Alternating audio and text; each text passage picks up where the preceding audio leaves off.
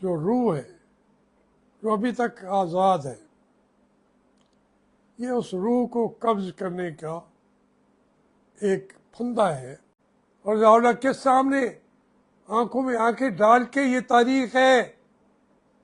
मैं कहा you are stranger in the house. ये भाग जाएंगे, लेकिन अपने मुल्क के लोगों को इन्होंने इज्जत देना, सलाम करना सीखा ही नहीं है।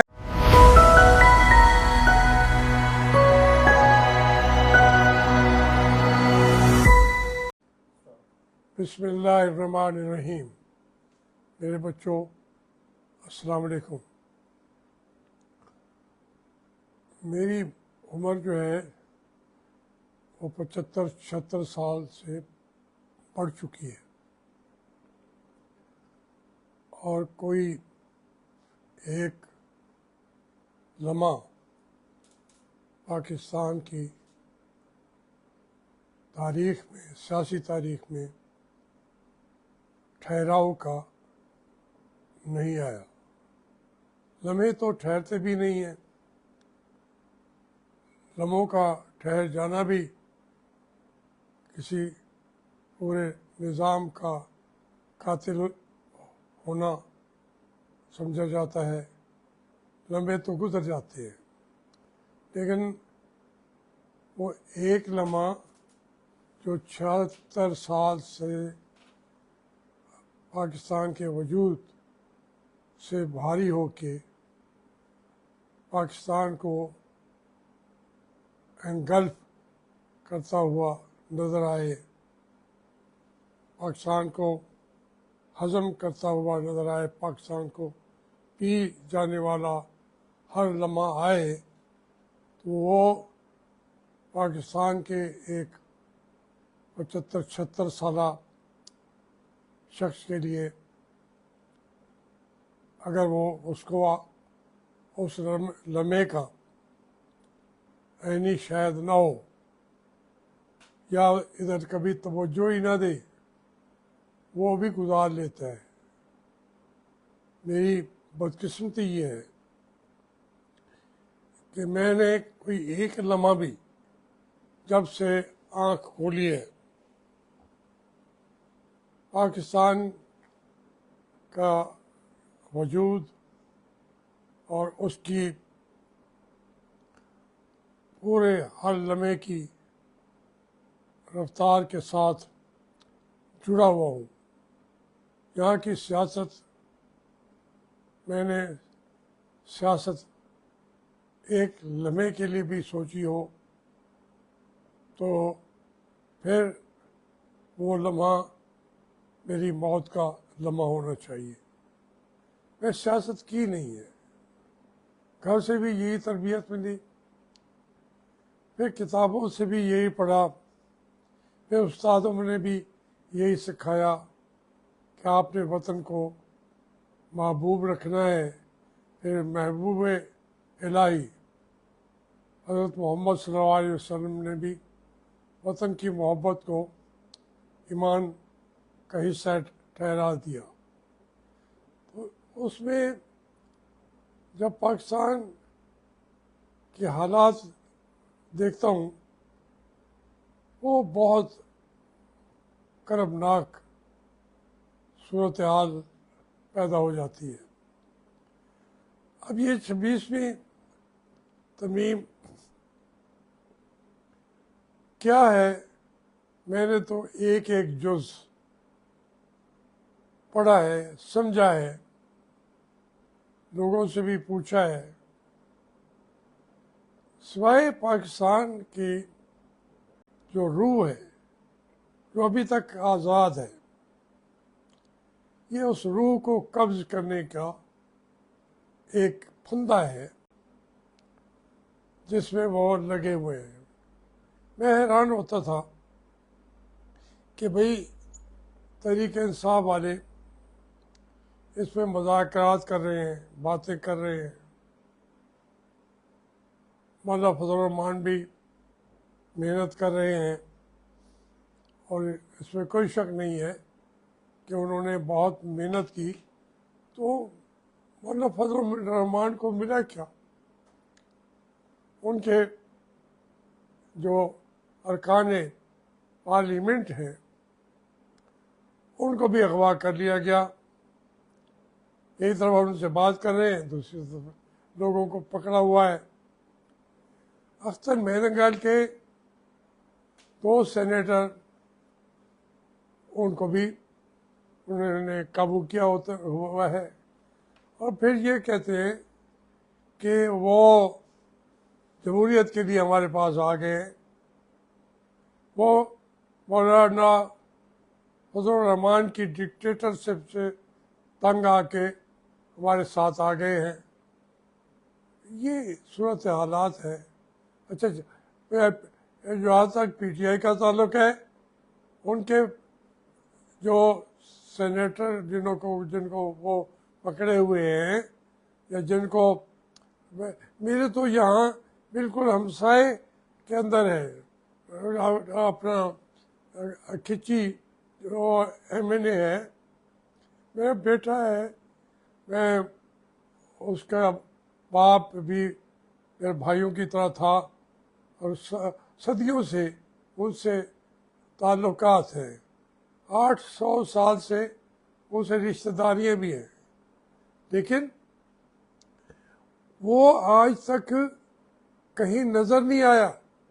जब से ये सिलसिला 26 तारीख का अमेंडमेंट का आया है, वो मंजर आम पे आया भी नहीं है। एक और वो भी मेरा अजीज़ ही है, शामूर साहब का भांजा है, तो वो पीर ज़हूर का पोता है, पीर शुजात का बेटा है, वो भी मंजर आम पे नहीं आया। इसी तरह का दूर की बात तो छोड़े ना, ये मेरे दोनों हल्के मेरे साथ है। ये कोई वो तो नहीं है, क्यों छुपे हुए, क्यों उन लोगों से आँख नहीं मिलाते, क्यों अपने मामू को कभी चला गया हो कोई मुलाकात के लिए। बात यह है कि ये जो इस तरीके से नंबर पूरे किए जाएं और आके धुंधलाते हुए कह देते हैं, और वो कहने वाले कौन होते हैं? मुस्लिम लीग नून वाले। अल्लाह के बंदो, हमें आपकी लीडरशिप ने हमारी जवानियाँ खा ली।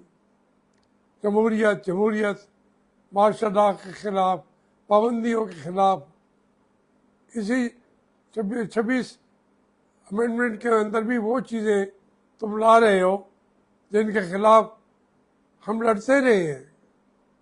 और आपने कहा लड़ो।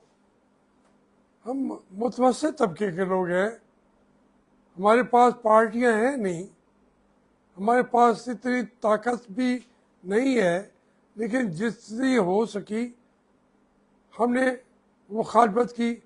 परवेज़ मुशर्रफ साहब की भी, ज़ियाउल्लाह की भी, ज़ियाउल्लाह की तो अपने तौर पर की। पूरे 10 साल में उनकी मुखालफत की, कैबिनेट में बैठ के भी की, ज़ियाउल्लाह की मुखालफत टिका के की। फिर जो ही असम्बली बहाल हुई तो मैंने कहा कि ये मार्शल लॉ जो है, तुम जाओ mister martial law, go back to your barracks and never come again. ये मेरी तकरीर है 1985 की, जिसमें मैंने कहा कि mister speaker, time has come, martial law should go. उसको मैंने फौजी तरीके से उनको मैंने खुदा हाफिज कह दिया था 1985 में भी खड़े होके रिकॉर्ड पे। उस वक्त तो मेरे पास कोई बड़ा लीडर भी नहीं था, मैं खुद खड़ा हो गया और ज़ियाउल्लाह के सामने आंखों में आंखें डाल के ये तारीख है।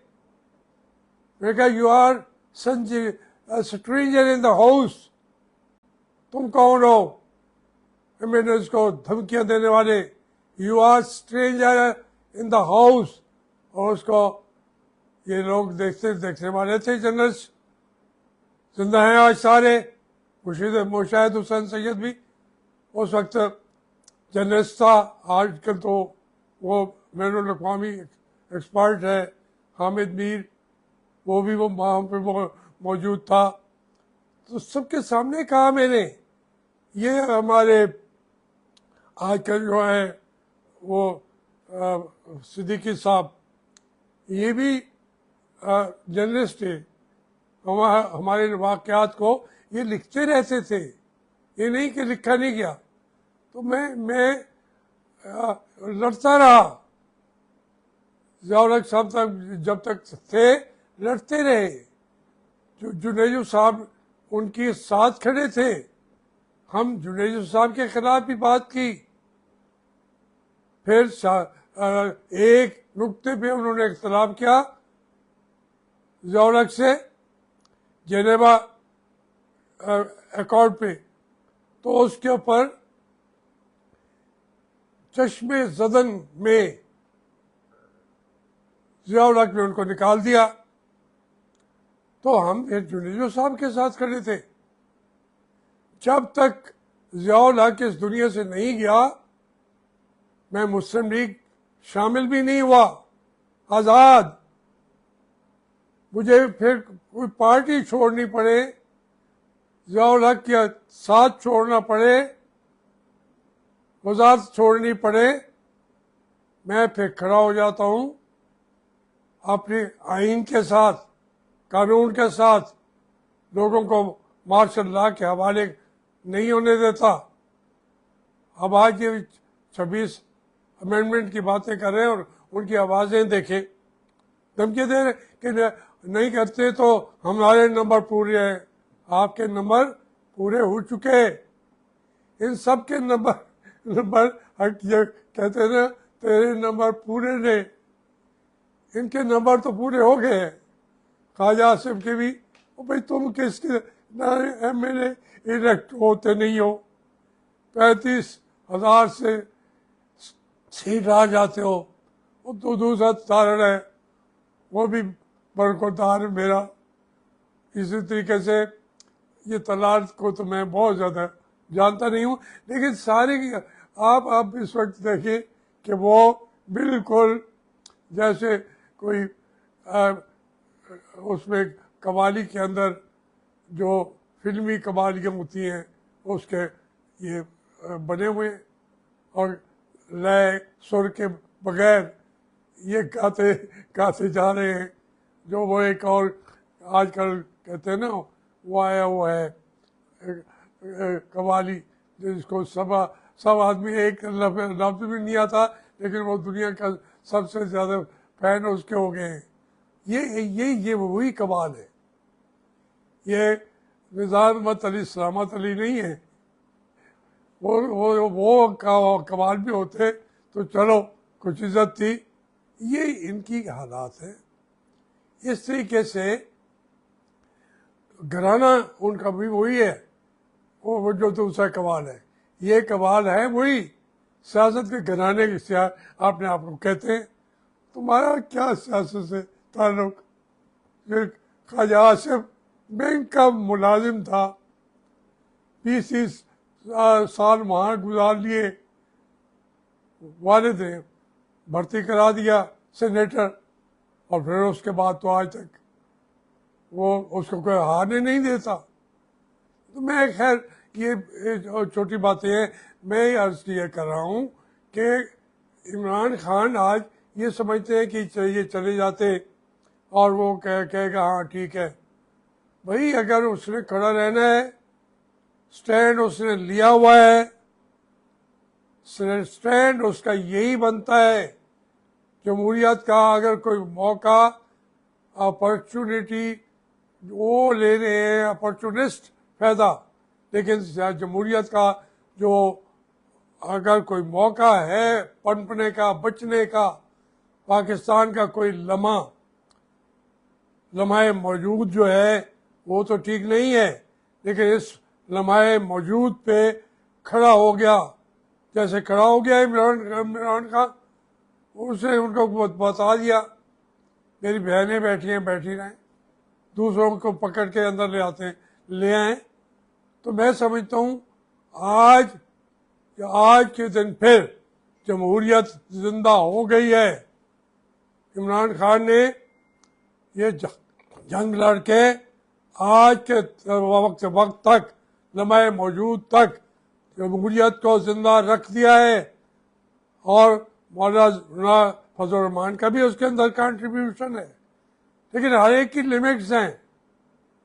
उलमाए कराम जो है किस हद तक वो जंग लड़ेंगे, जहाँ 1 अरब रुपये से ज़्यादा मिलते हों, जहाँ आपको सुनहरा मुस्तकबिल दिखाते हों, जहाँ आपको बंदूक भी दिखाते हों, जहाँ आपके बच्चों को वो जैसे पहले नेज़े पे उन बच्चों के सर उठा के चलते थे, इसी तरीके से उनके बच्चों को वो उठा के नेज़ों पर उनके बच्चों के सर उठा के कहते हैं वोट देते हो या नहीं देते, तो देंगे, आपके नंबर तो पूरे हो गए। लेकिन मैं हैरान हूँ, ये बिलावल जरदारी पे उसको आराम नहीं आ रहा, उसके अंदर जो पेचीदगी है, जो इज़्तिराब है, जो भाग दौड़ है, उसको आराम नहीं आ रहा। और किसका नवासा है? जुल्फ़िकार भुट्टो का, जो खुद भी कोई इतना बड़ा डेमोक्रेट नहीं था, लेकिन उसका स्टैंड लो हो गया, उसने जान की कुर्बानी दे दी, वो फांसी पे चला गया। इसकी माँ ने भी जमहूरियत के लिए परवेज़ मुशर्रफ को ये कह के कि मैं आऊँगी पाकिस्तान, उसकी ख्वाहिश के बावजूद वो भी आई और वो शहीद हो गई। उनकी कुर्बानियों को इस तरीके से ये बच्चा आते ही इसने जैसा बेचना शुरू किया है, जरदारी साहब से तो कभी तवक्को ही नहीं थी। वो तो जेल में भी कभी सियासत के लिए नहीं बैठे, वो तो अपने वो वहाँ बैठ के डीले करते रहते थे सुबह शाम, कभी सियासत के लिए जेल नहीं गए जरदारी साहब। मियाँ नवाज शरीफ कभी सियासत के लिए थोड़ा सा गए हैं, लेकिन लंबे अरसा के लिए खड़े भी नहीं हुए। फौरन बाद या प्लेटिस ख़त्म हो रहे हैं या जनाब सऊदी अरब आके बुला ले जाता है और 10 साल फिर लिख के देते हैं कि मैं सियासत का नाम नहीं लूँगा। तो वहाँ भाई हमें पूरा बता देते, हम जेलें काटते रहे, अपनी मर्जी से काटी है, पता तो चल गया था हमें कि ये जा रहे हैं। मुझे तो बताया था बेगम कुलसूम नवाज ने, उसने कहा मैंने अपने बेटे को और खामद को रिहा कराना था, मैं तो कहा कि जल्दी जा रही, मैं तो जा रही, और आप अहले वतन आप जो होता है को करते रहे। फिर हमने अपने तौर पे स्टैंड लिया परवेज़ मुशर्रफ के खिलाफ।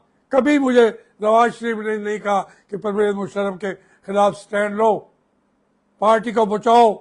और पार्टी तो कुर्बान कर दी, हमने पार्टी को खड़ा किया कि एक डिक्टेटर के खिलाफ लड़ते हुए हमारी आज़ाद हैसियत तो कोई है ही नहीं। कम अज़ कम मुस्लिम लीग जो है और मुस्लिम लीग नून उसका नाम इस्तेमाल करते हैं।